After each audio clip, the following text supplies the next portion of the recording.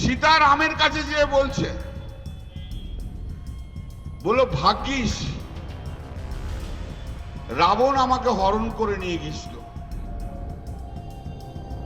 আর যদি তোমার চেলাগুলো যারা এই জয় কি বলে, হ্যাঁ লাল ফেট্টি হলুদ গেরুয়া ফেট্টি বলে, যদি তোমার চেলাগুলো যদি আমাকে হরণ করে নিয়ে যেত, তাহলে আমার উত্তরপ্রদেশে হাথরাসের ধর্ষিতা মেয়েটার মতো অবস্থা হতো।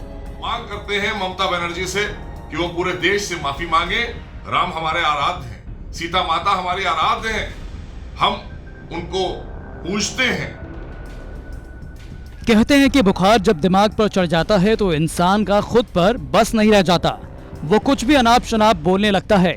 सियासत के बुखार की तासीर भी कुछ ऐसी है। ये जनाब माननीय हैं, बंगाल से टीएमसी सांसद हैं, नाम है कल्याण बनर्जी। लेकिन चुनावी माहौल में इनके जहन में सियासत कुछ इस कदर हावी हो गई कि आपा खो बैठे। विरोधियों को नीचा दिखाने की कोशिश में देवी देवताओं को भी नहीं छोड़ा। राम और सीता को लेकर मनमर्जी का किस्सा गढ़ डाला और अपने समर्थकों के बीच चटखारे ले लेकर परोस भी दिया। सीता रामेर काছে যে বলছে, বলো ভাগ্যিস রাবণ আমাকে হরণ করে নিয়ে গেছিল। আর যদি তোমার চেলাগুলো যারা এই জয় কি বলে, হ্যাঁ লাল ফেট্টি হলুদ গেরুয়া ফেট্টি বলে, যদি তোমার চেলাগুলো যদি আমাকে হরণ করে নিয়ে যেত, তাহলে আমার উত্তরপ্রদেশে হাথরাসের ধর্ষিতা মেয়েটার মতো অবস্থা হতো। तय था कि कल्याण बनर्जी के ऐसे बोल अनसुने नहीं किए जाएंगे। बंगाल की जमीनी सियासत से लेकर सोशल मीडिया तक उनका ये बयान गूंजने लगा। राम भक्तों ने इस ललकार का जवाब देने में देर नहीं लगाई। पश्चिम बंगाल में कल्याण बनर्जी का जो चुनावी रैली में जो दिया गया एक बयान दुर्भाग्यपूर्ण है। भगवे के बारे में जो उन्होंने एक हाथरस कांड से जोड़ा कि उन्होंने जो चुटकुला के तौर पे भगवान राम और सीता के बारे में, अगर यही कोई इस्लाम धर्म के बारे में बोलता, अदर किसी धर्म गुरु के बारे में बोलता, तो पूरे देश में कत्लेआम बवाल होता। लेकिन नहीं, हिंदू हैं हम, कोई दिक्कत नहीं है, कोई बात नहीं है। इस बयान का पुरजोर विरोध करते हैं, निंदा करते हैं और हम मांग करते हैं कि वो माफी मांगे।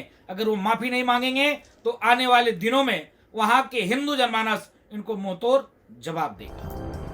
टीएमसी सांसद के इस बयान पर योगी के मंत्री मोहसिन रजा भी भड़क उठे। सुनिए उन्होंने क्या कहा।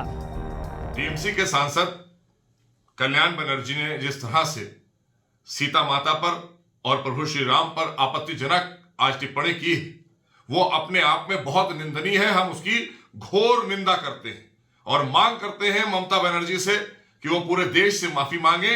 राम हमारे आराध्य हैं, सीता माता हमारी आराध्य हैं, हम उनको पूजते हैं और हमारे देश की जनता उनको पूजती है। करोड़ों करोड़ लोग उनमें आस्था रखते हैं। धार्मिक भावनाओं को भड़काने की बात की है उनके टीएमसी के सांसद ने। इसके लिए ममता बनर्जी को माफी मांगना चाहिए पूरे देश से, और वहां की जनता इस बात का जरूर उन्हें जवाब देगी, क्योंकि वेस्ट बंगाल की जनता प्रभु श्री राम और सीता मैया में आस्था रखती है, दुर्गा मैया में आस्था रखती है। इस तरह से रावण की सोच रखने वाली टीएमसी की सरकार को उखाड़ फेंकने का काम वहां की जनता करेगी।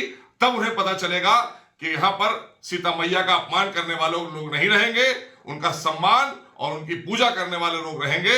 इसीलिए उन्हें बुरा लगता है कि यहाँ जय श्री राम ना कहा जाए, भारत माता की जय ना बोली जाए। तो आखिर ये क्या घबराहट है कि अब आप सीधी तौर पर धार्मिक भावनाओं को भड़काने लगे हैं, और आपको ये भी मर्यादा मर गई है आपकी कि आप सीता मैया के बारे में, प्रभु श्री राम के बारे में इस तरह की बात और इस तरह की आपत्तिजनक टिप्पणी करेंगे टीएमसी के नेता, वहां की जनता उनको जवाब देगी। बंगाल में ममता सरकार को उखाड़ फेंकने का अभियान चला रही बीजेपी के पास मुद्दों की कमी नहीं है। अल्पसंख्यकों का तुष्टीकरण, हिंदू विरोधी जैसे तीर बीजेपी के तरकश में भरे पड़े हैं। पश्चिम बंगाल में कोई ऐसा दिन नहीं जाता जब बीजेपी और टीएमसी कार्यकर्ताओं में झड़प न होती हो। बड़े नेताओं की चुनावी रैलियों के पहले और उसके बाद सियासी लड़ाई खूनी रंग ले लेती है। बीजेपी अध्यक्ष जेपी नड्डा भी बंगाल के इस सियासी चरित्र के भुक्तभोगी बन चुके हैं। बीजेपी इस तरह की घटनाओं को अपने पक्ष में भुनाने की कोशिश में होती है, तो ममता के सिपह सलाहरों के बयान भी उसके चुनावी एजेंडे की ताकत ही बन रहे हैं। अयोध्या से बनबीर सिंह के साथ यूपी तक।